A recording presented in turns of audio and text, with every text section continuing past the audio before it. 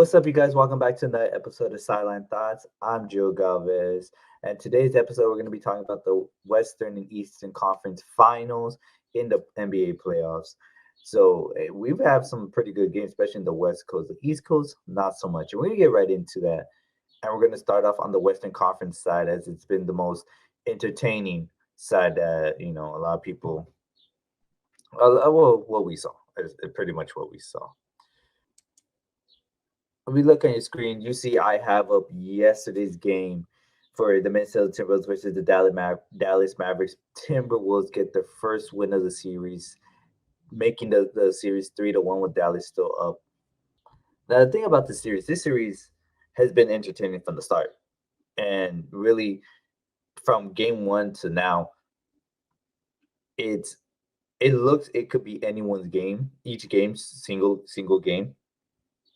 And the first three times, Dallas has just found a way to pull it off close, pull it off close. Sorry, I mean game one from the start, we see Kyrie taking charge, taking the lead, being the leading scorer in that first half. As that tends to be it is kind of different from what we've seen Kyrie be in this playoffs, as he tends to take over in the second half. Lucas do his thing in the first, takes off in the second, but in this first half, he played great. He took off, and what could really be attributed to it, and what you see is that when you see the interview of Kyrie did with the TNT um, tip-off show with Shaq, Kenny, Chuck, and Ernie, and you see with them on their show after the game, he said that he realized not a lot of these players on the Mavericks team have been in this round of the playoffs. They don't know what it's like to be here, and he has experience being there with the Cavs, four times, going to the finals four times, knowing what it takes to win a championship.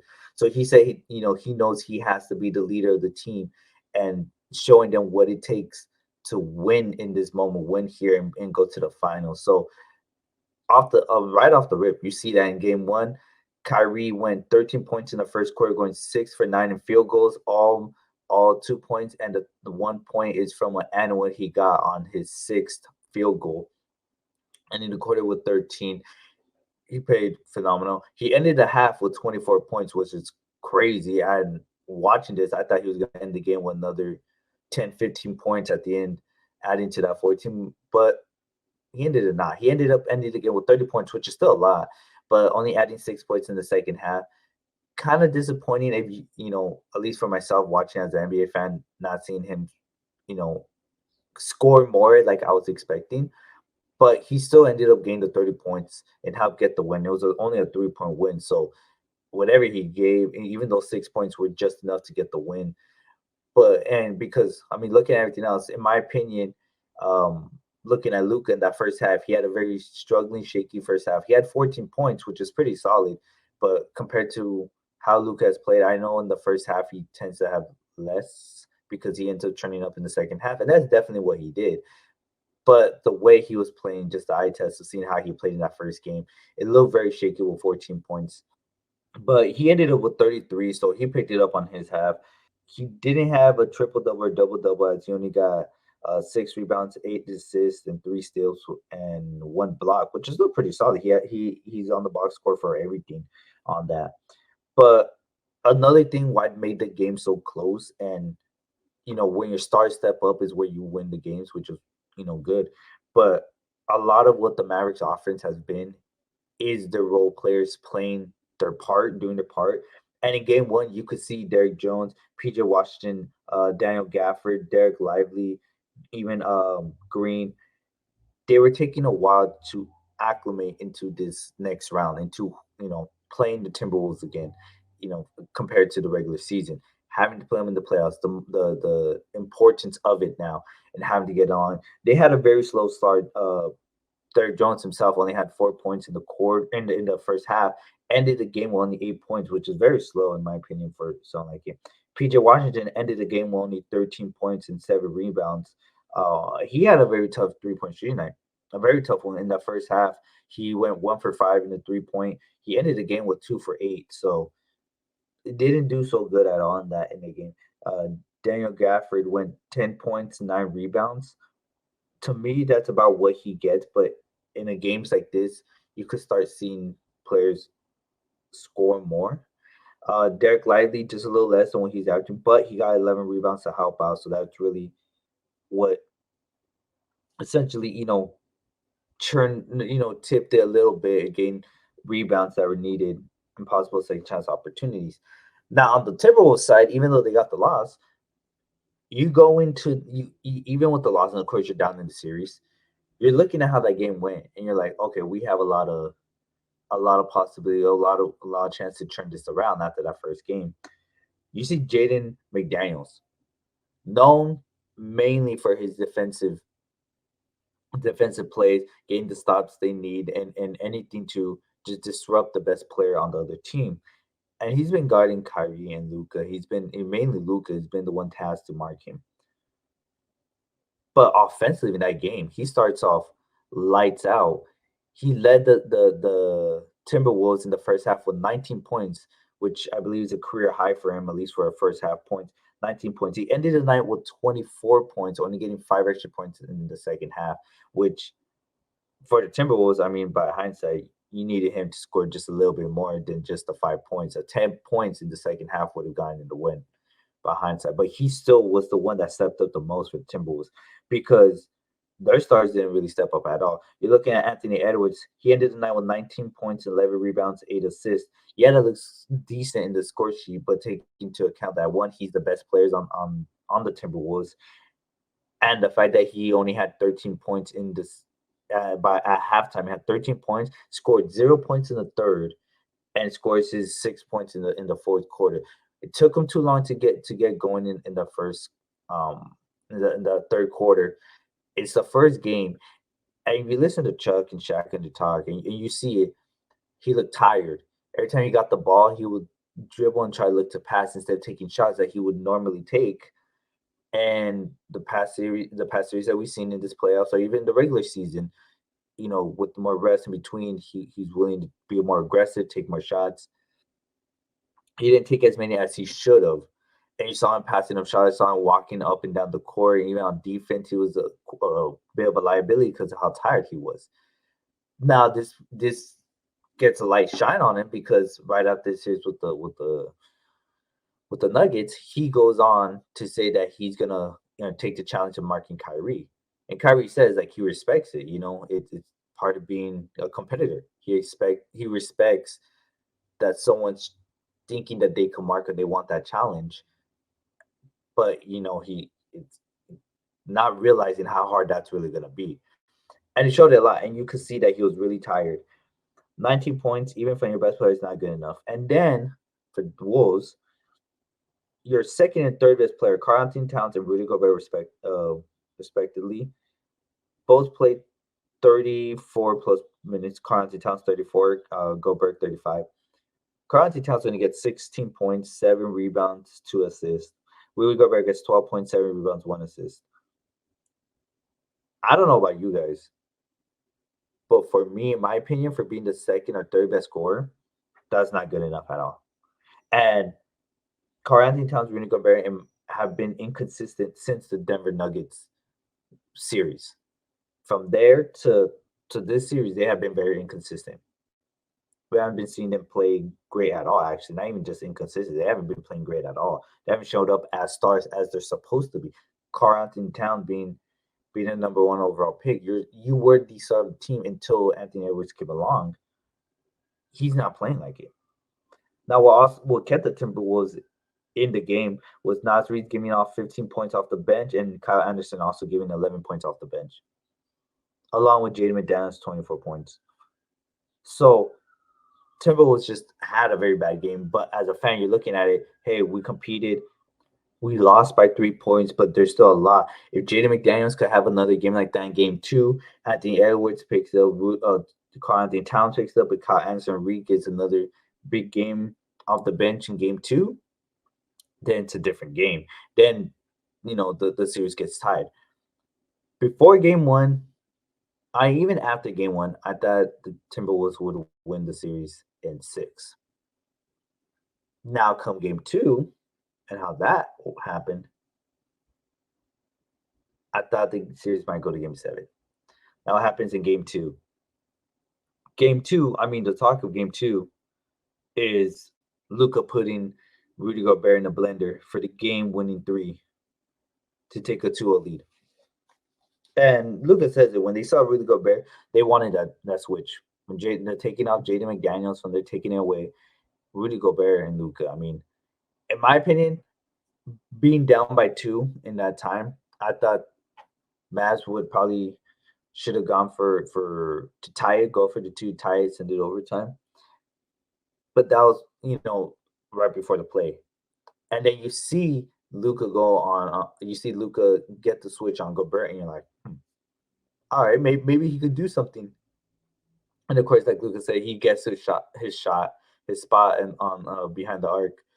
And he said all he had to do is just be quicker than Gobert, and which he was. He got the shot off right on time, leaving 3 seconds off. And the hero of the Timberwolves in game two, not much of a hero at the end of it, but the player that was for Timberwolves in game two was Naz Reid off the bench, giving them 23 points, going 7 for 9 on the 3.9, only having one 2 pointer all game.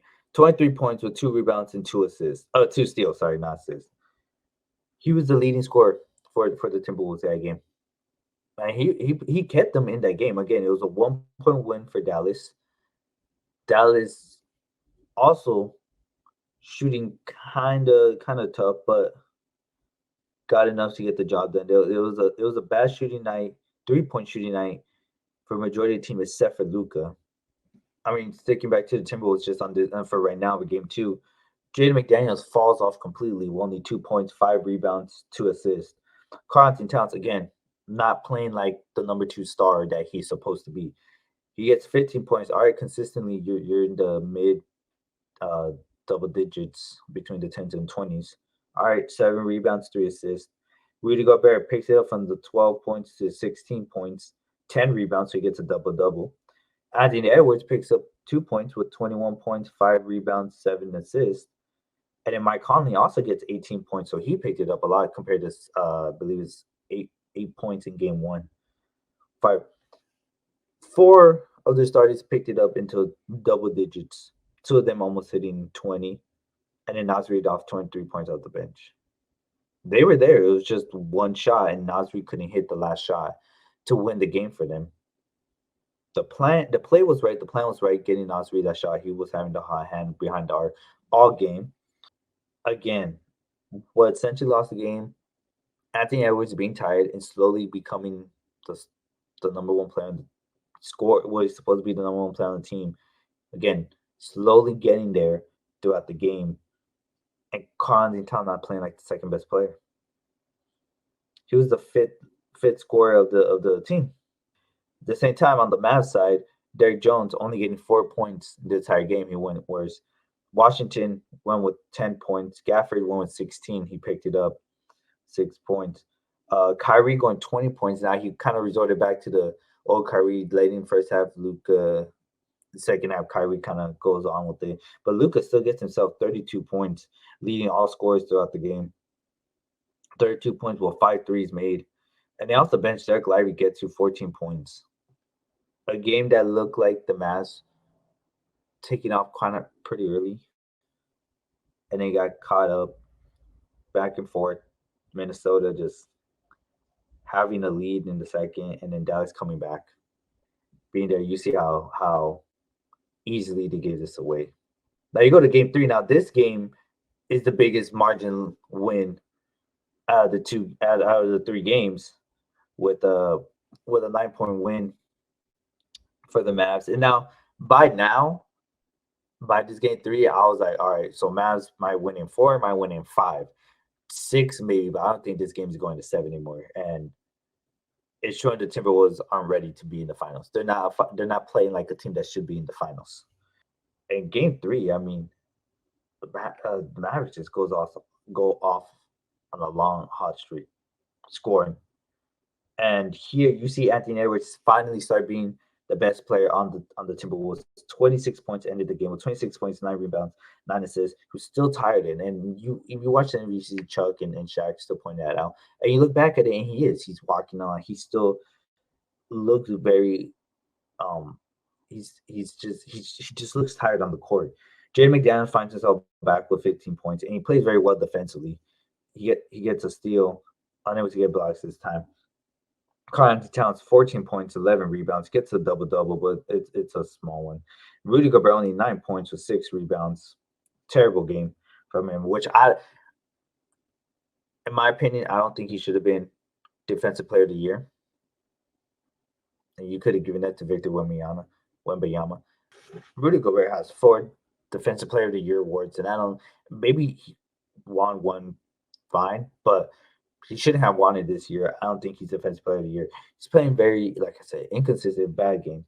Mike Conley helps out with only 16 points. Naz Reid ends up only getting 14 points in this one, not playing the shooting lights out like they hoped he would be like in game two. It's a tough one. Again, Anthony Edwards trying to carry this team and keep them alive, but going down 3-0, it's just not looking too. Wasn't looking good at all. For the Mavs on the other side, it looked great. I mean, Gafford had a struggling game, only 5 points. Washington found himself with 16 points, 8 rebounds to assist. But all series, he's been struggling with shooting the three.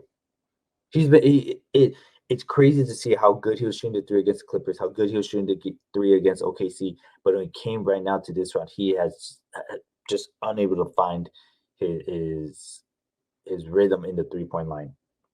But as you see Derrick Jones getting 11 points, at least helping out in that role, getting his double-digit points.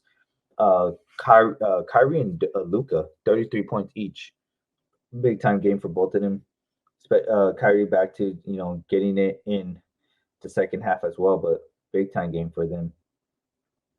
And then off the bench, you got Derek Lively, only 6 points because then he takes a knee to the head.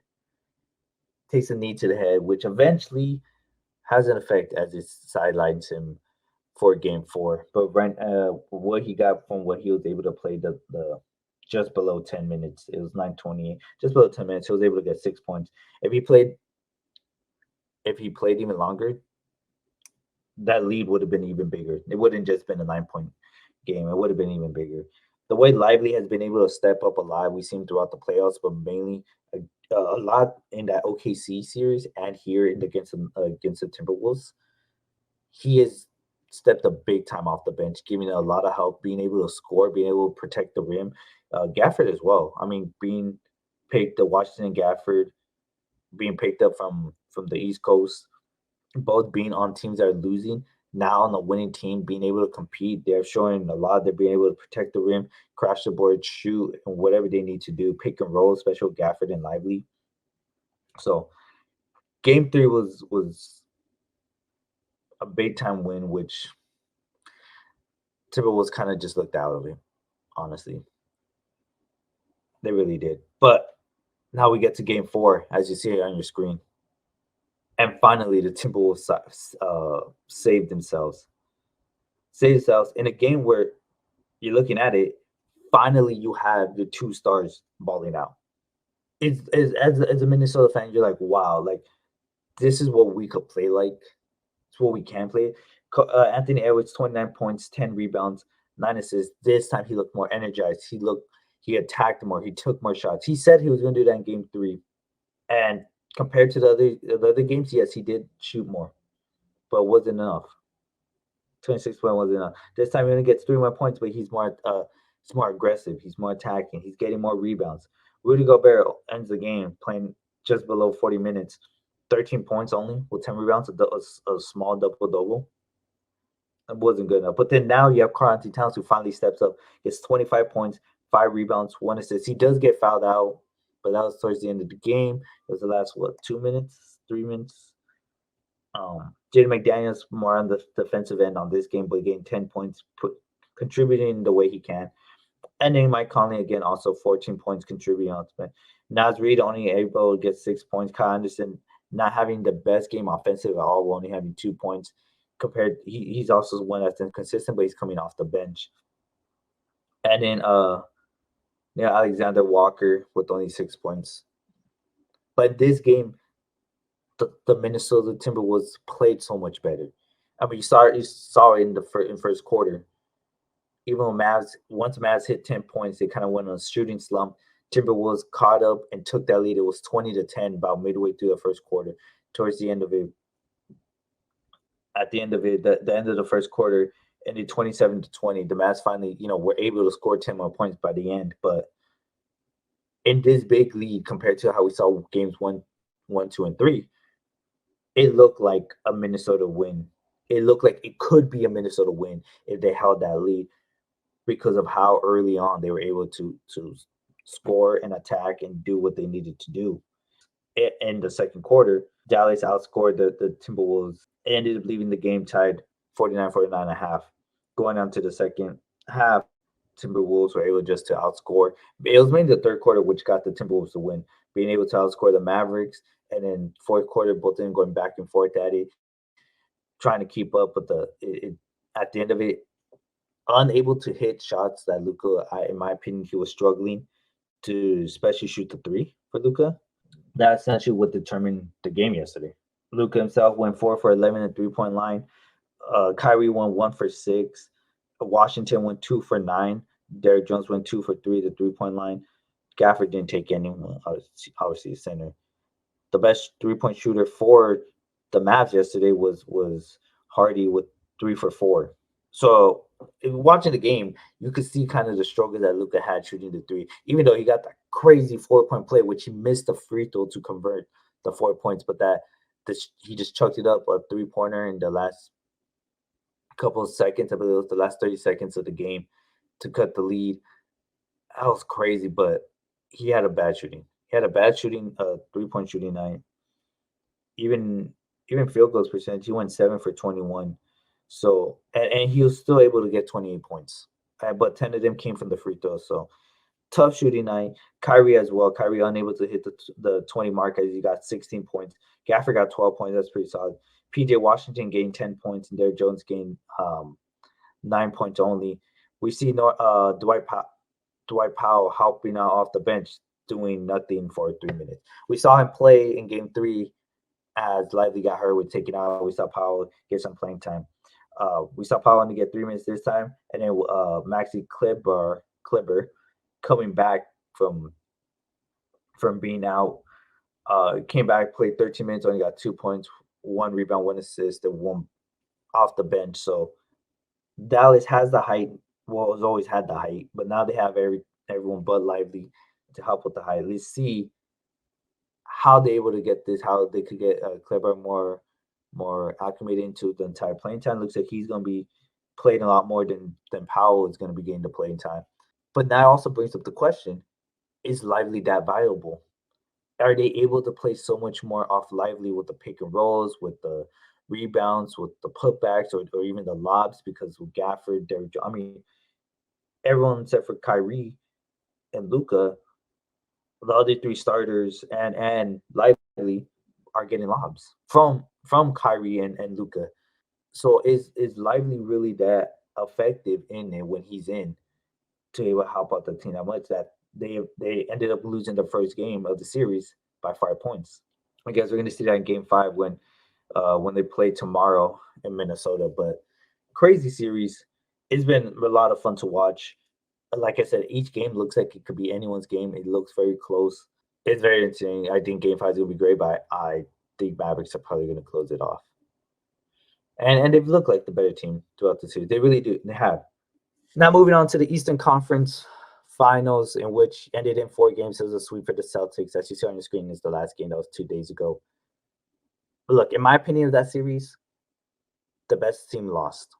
Like, oh, the Celtics are a better team. Yeah, the Celtics are harder, but and yeah, you could talk about how they play teams that are injured. Jimmy Butler didn't play at all. Donovan Mitchell missed 2 games. Halliburton missed 2 games.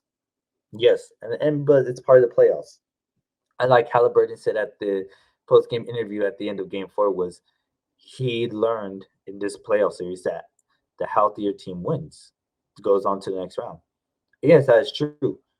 Because if you're watching these games, the Pacers should have been up at the end of Game 4, should have been up 3-1 as they played and they looked like the much better team.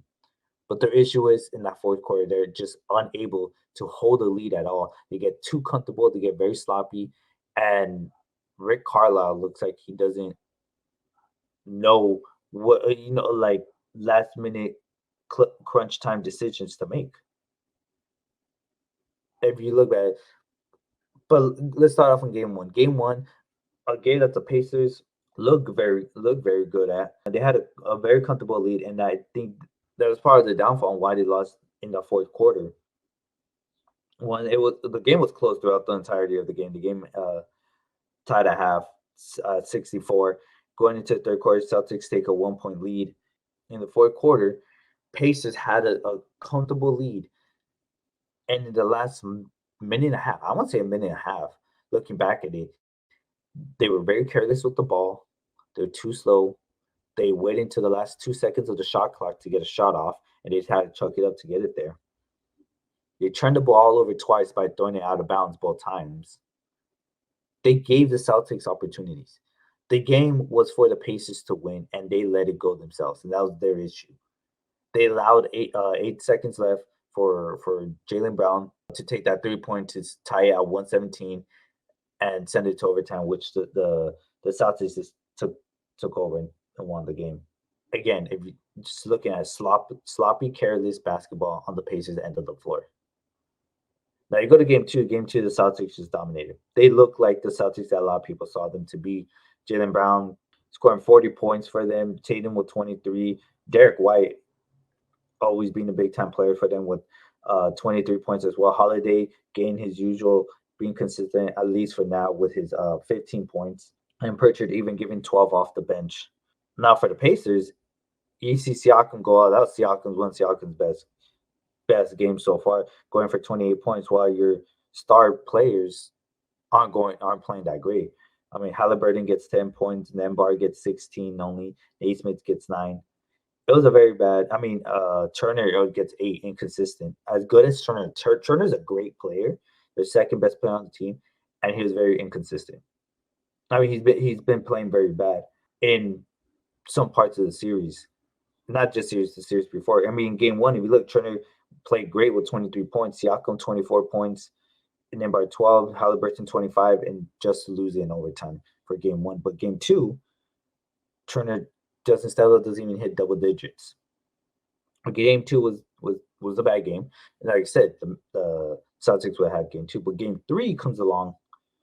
Now you're playing without Halliburton because he gets hurt. He re-injured the hamstring that he got hurt in the regular season.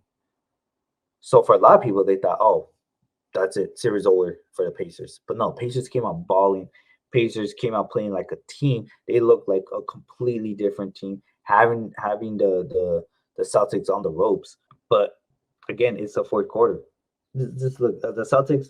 Jalen Brown had 24 points. Tatum had 36. Al Horford had 23. He's the one that was a big part in keeping them in. Was Al Horford being able to keep them into the game with his scoring. Derek White had a low 13 points. Drew Holiday had 14 points. The bench didn't have much at all. While you look at Indy, you find yourself finding a star within your backup point guard with Nimbar going 32 points, 4 rebounds, 9 assists. Shepard did nothing with 0 points, 3 rebounds, 1 assist, 1 steal. Turner, being the second best player on the team that he does, gets 22 points, 10 rebounds, 1 assist. Inconsistent. He's up and down. You need him to be consistent. That was what the Pacers needed to win the game, was consistency. Siakam being the consistent third best player, who's playing like the second best player, 22 points, 3 rebounds, 6 assists. And then Naismith with 4 points, 5 rebounds, 4 assists. You see Obi Toppin coming off the bench, playing, in my opinion, Obi Toppin's contribute to the team is more defensively than just the offense he has. But also TJ McConnell, offensive weapon, unbelievable. 23 points off that bench. No fear in playing. The Pacers had this game to win. What I think lost game three for the Pacers was the beginning of the fourth quarter. The first 3-4 minutes of the fourth quarter, they looked lazy. They looked slow to start in on their offense and defensive side. They weren't running back as much, trying to get. They weren't they weren't even find the need or like the urgency of getting stops. You could see that in the beginning of that fourth quarter. It wasn't halfway where they realized the Celtics were cutting the lead. They were close now, and they started getting the offensive going and starting taking more shots, trying shooting, trying to play more defense. But that 3 4 quarter gave the Celtics some momentum, closed off the lead, and closed enough just to give them a chance to get close. And sure enough, it was just enough to end up winning the game by 3. I really think that's what it was in that game. What also lost it for them at the end was, like I said, Rick Carlisle not calling the timeout with 7 seconds left. You're leaving Nimhard to go on a 1v3, right? Not calling the timeout, where Drew Holiday gets the I guess the defensive highlight of that series of getting the clutch steal. Even after losing his footing, gets back, lets Neymar run into his body and gets the steal, and goes on and to shoot the free throws. I understand if you want the ball to be moved up higher in the court. Okay, so you let Nimhard take it off court, but call the timeout so you have more time for a better shot. Change the outcome, but instead you let Nimhard just go against them. And then when you do eventually get the timeout and the ball goes to the half court and you're looking for a shot, instead of seeing Nimhard having the high on 32 points and 4 for 7 at the 3 point line, you make him take out the ball and give it to Naismith, who has only 4 points and has gone 0 for 2.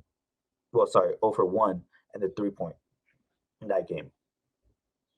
Just bad play decision and bad decision in those last few seconds of the game, in my opinion. They should have you should have done one those two things in the first start. Call the timeout, have a better play, get the ball to them hard, or TJ McConnell, who's been shooting great. That's what it is. And in the fourth quarter, you see on the screen, guys. Fourth quarter again couldn't hold on to the lead at the end. Celtics played their Brown had 29, Tatum had 26, and all that. The bench didn't play so great. Only got 10 points off the bench, so like that. But you look at Indy, you had Naismith 14 points, Siakam 19 points, Turner again inconsistent, only getting 8 points, Shepard 3 points. We have Nemhard going another 24 points, being the best starter. And even though he's off the bench when Halliburton's back, but being a star player, yeah, Obi Toppin giving you 12 points off the bench, and TJ McConnell also playing great. He only had 15 points, but it felt like he had so much more. If you're watching him, and you see that lead wither down away at the end of it. The Celtics just continue to shoot, continue to press down on them. And it comes down to one having the experience of being there. Celtics have been to the finals 2 years ago when they lost to the Warriors. They know what it's like to be there. You have Drew Holiday, who's won a championship with the Bucks. You have players who know this experience, so they know, when it's time to kick it in and start hitting these shots, needing to get this win. And the Pacers, they're just played fast all first 3 quarters, 4 quarters. They look lazy. They don't even look tired. They just look slow and getting it going. No urgency, no sense of urgency of growing the lead. Like I said, TJ McConnell, you can find great player in him. You see him taking his baseline shots. The only thing, and it was crazy watching this game. There was a moment in the fourth quarter where it was a pick and roll, kind of like what TJ McConnell at top of the 3 point line, and then I believe it was Siakam and Turner set the screen and to the left side. McConnell goes to that side. Siakam goes outside to the arc, passes in ball. TJ just runs to the defense. He's all alone. They give him the ball. They thread the needle, give it to TJ. He has an open layup. He takes the layup and he misses it. What should have been another 2 points. In my opinion, I mean, not my opinion, when I saw that happen, I said, that's going to hurt them at the end. Watch them lose by 1 point, 1 or 2 points because he missed that layup. And I'm not saying that he's a bad player, but it was a layup that needed to be scored. Come down to crunch time with the free throws being taken and things like that. Pacers end up losing by 3, in which what that layup would have been one, would have been a completely different ball game. It should have been if Rick Carlisle would have given the right plays, should have been a completely different ball game. It's just at the end of it, they couldn't make their shots. Even Celtics missing the free throws, so they couldn't outbox out Drew Holiday. He's getting that last rebound to close out the game. So look, if you're watching the game, watching back at it, Pacers they played like the better team. They look like the much better team. Celtics just knew when to play with that urgency, the hard defense, hitting the shots, getting open looks, one-on-one. They played a lot of one-on-one basketball, and they did it towards the end of the third quarter, all the fourth quarter, when it mattered the most, and they came back and they get those wins. It would have been cool to see the Pacers there. In my opinion, I'm someone that even though it's not my team, I would like an underdog to be there because it's a cool storyline. But sometimes you get tired of seeing like the stronger team be there, but the Pacers just couldn't pull it off. So the Celtics know. Celtics are now in the NBA Finals for another time. They're just waiting to see if it's the Mavs or the Timberwolves, and they're gonna find out very soon. Tomorrow's Game 5 in Minnesota. So, but yeah, that's my opinion so far on the on the conference games. Just Pacers unable to hold it at the end. Mavericks playing like the much better team, but the Timberwolves still saving themselves, still having the time. So yeah. But all right, guys. Thank you guys again for watching. I'm Joe Galvez. Sideline Thoughts. See you guys next time.